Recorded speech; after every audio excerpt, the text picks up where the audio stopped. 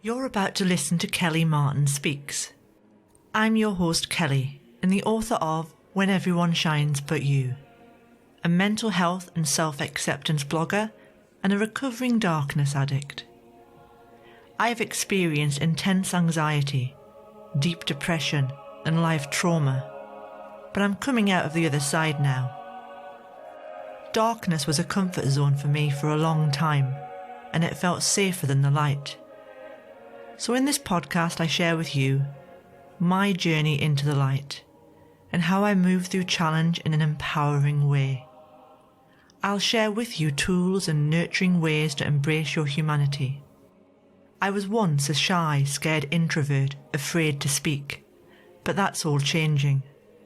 Let's take this journey together and learn to fly.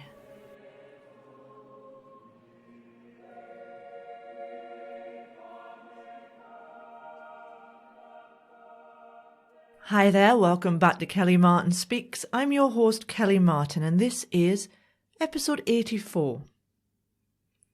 Now this week I'm going to talk about love because this podcast is going out the week of Valentine's Day. And as someone who is single and who has had my fair share of loss and grief over relationships and heartbreak, I felt it was important to talk about the true meaning of love, especially when in relationships and how the absence of the relationship can be so heartbreaking.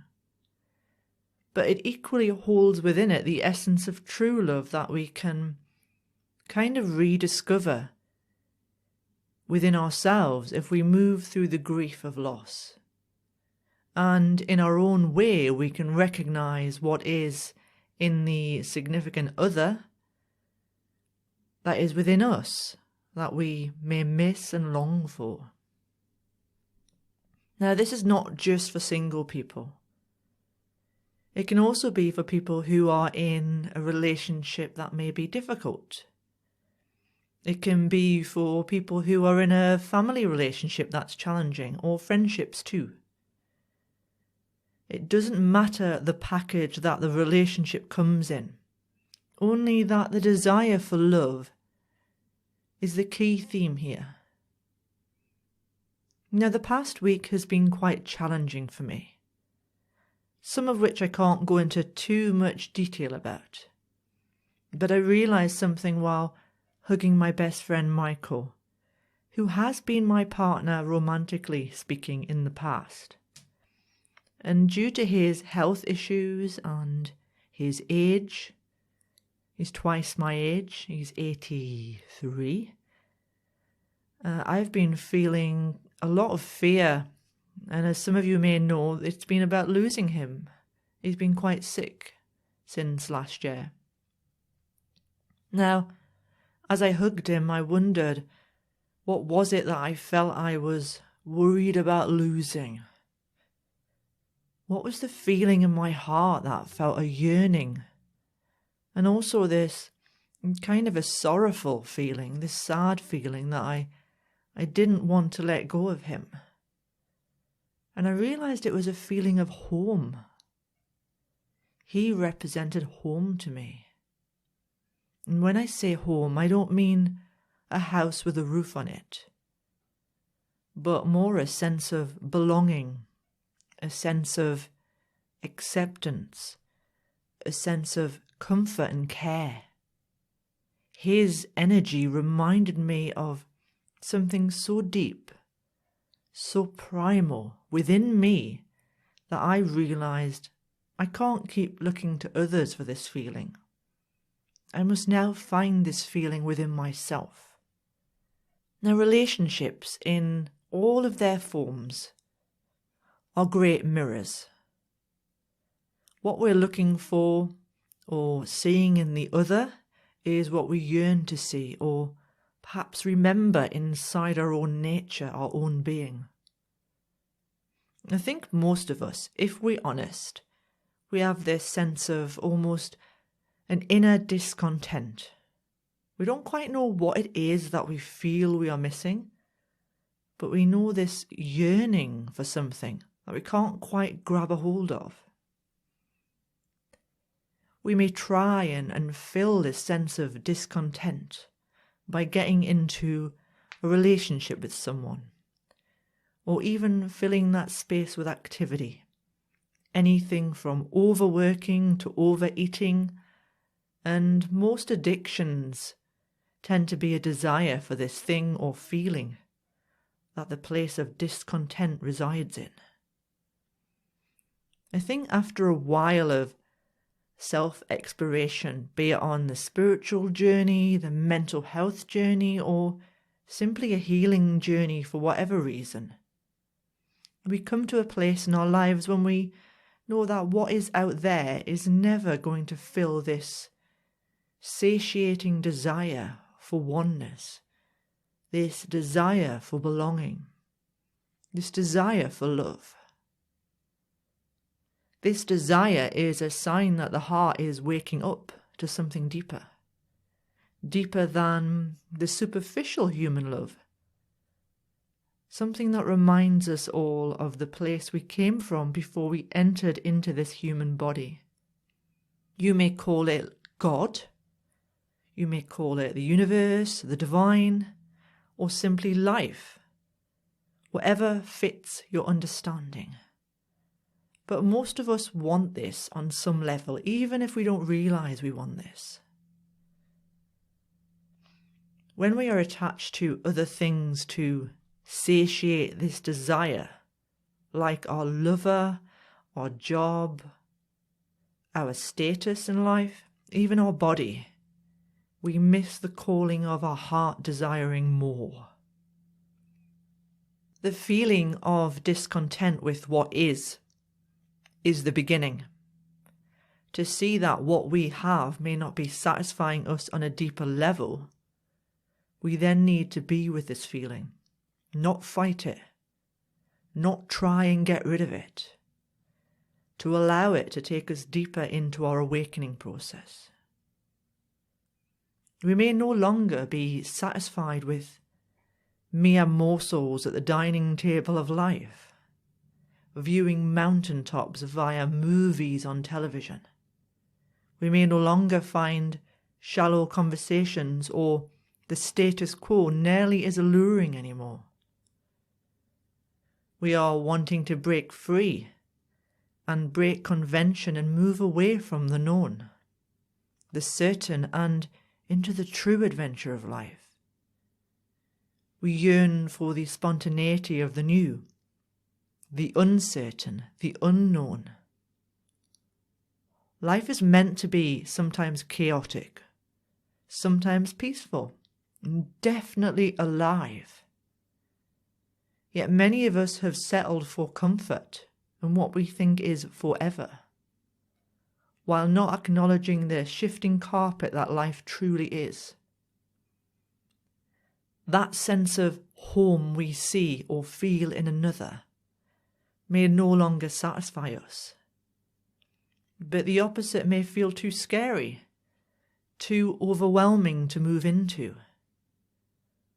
So we need to dance in this great divide to allow ourselves to feel shaky for a while. Let life drive us instead of us trying to drive life. Now, as the author Bruce Lipton says, we are spiritual beings who need love as much as we need food. Survival of the most loving is the only ethic that will ensure not only a healthy personal life, but also a healthy planet. But love, when in relationships, can be tricky, can't it? When we were born, hopefully we experience love. Some of us may not have, and that can cause us challenges in relationships, until we begin to question our upbringing and learn to reparent who we are. How we experience love as children leaves an imprint, and that imprint influences how we experience love. We may believe that love is having someone that is there always on our life journey, someone who sticks around, who is there through the hard times and the good times. and this is a way to show love. But if we want to go one step further, we need to see love as more flexible. That when we are in a relationship with another, that sometimes that love is there, and sometimes that love is not, and that is okay.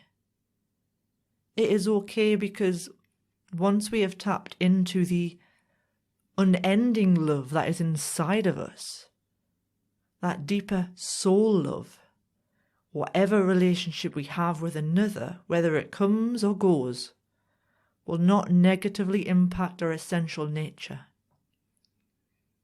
And how our parents loved us can really impact how we love and how we allow ourselves to be loved back. My parents, for example, loved in the only way that they knew how. My father loved through his presence. I always felt this deep acceptance from him, until my teenage years when my transition into womanhood was problematic for him. He was not a big talker, but he was a good listener. And I always felt that sense of home with my dad, which is why when he died it was such a long grieving process for me. He offered this unconditional love and just always seemed to get me. My mother's love has been rather different, more conditional, based on what I can offer and give her in terms of time, attention and friendship. My mum, when I was a teenager, in answer to my issues I had with friends, would often say, "Don't worry about them, I'll be your friend." Which is not exactly what a teenager needs to hear, as many a young woman will get, I think. So I carried this feeling that to be loved, I had to please others, and I lost myself in the process. Because of my understanding of what I thought love was as a child, I carried this into my relationships, both romantic and friendships too. I was always looking for the unconditionally accepting man, expecting him to be there for me like my father was for my mother, even if I was demanding and self-absorbed. I was looking for that love, that loving acceptance of home in those men I had a relationship with. Because I found females were more conditional and less loving in my eyes, because I viewed them through my mother's way of loving me. I was, in my past, a demanding partner, expecting perfection from my partner, yet not accepting my own imperfections at all. Others may have had parenting that involved a mother or father who maybe loved you so much that it became more controlling and domineering. And so you may look for that type of person and dynamic in any future relationships. So basically, an unquestioned past can mean our future relationships continue down a particular road of conditional or sometimes even toxic love. If your parents were controlling and possessive, you may misinterpret a controlling or possessive partner as loving and think that is love. Until you question this, you may marry or date narcissists and gaslighters, until you stop in your tracks and see the reality of what is truly happening. This is why it's important to understand what love really is, and to see if we are looking for love in all the wrong places. Sometimes people give us gifts and money as their form of love early on in life. So when we go into a relationship, we may refuse to give to that other person until they have given to us first. We learn to become the manipulator instead. And it's only through asking what love is, what we have lost or think we have lost in a relationship, that we can then dig deep and discover what real love is. When we are single, it is the perfect time to go on a love quest. to find out what our true needs are and where perhaps our definitions of love from the past may have impacted our previous relationships. If we can truly understand this, go within to discover the love we have been seeking within others, we may then go into the next relationship in a whole new way, and perhaps even more healthy. But we must be prepared to be triggered still, and instead of reacting in the same old ways, to find new ways of seeing what the relationship is highlighting to us. So where are we not feeling loved? Where are you not loving? And why? What is stopping us? And can we be with the periods in our relationships when it feels that love outside is not there? And then go within to the deep well of love inside our own heart. And what are the best ways to find that love inside? To feel home within? For me, it's being with my feelings, hand on my chest, acknowledging myself with loving kindness.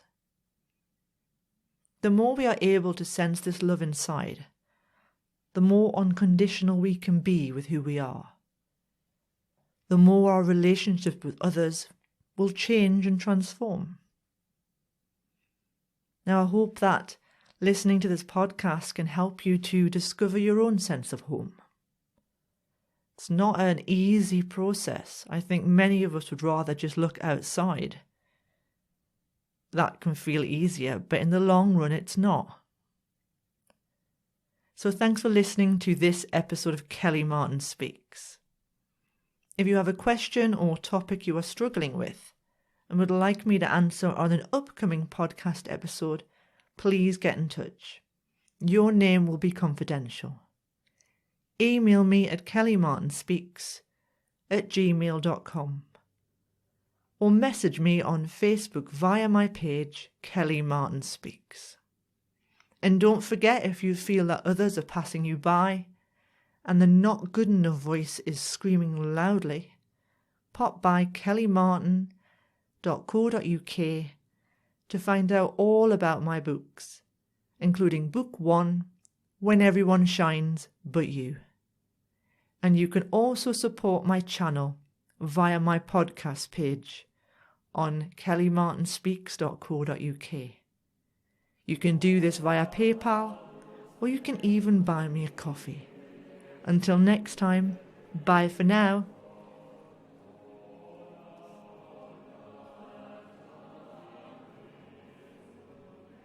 You've been listening to my podcast, Kelly Martin Speaks. I'd really appreciate your feedback. If you're listening on iTunes, please give me a review. It helps me be seen and heard by those that need it. You can also follow me on kellymartinspeaks.co.uk, where you can read my blogs, find out about my book series, and subscribe to my monthly newsletter. I'm also all over social media, so search for me via Kelly Martin Speaks on Instagram, Facebook, and Twitter. I'll speak to you next week. Bye.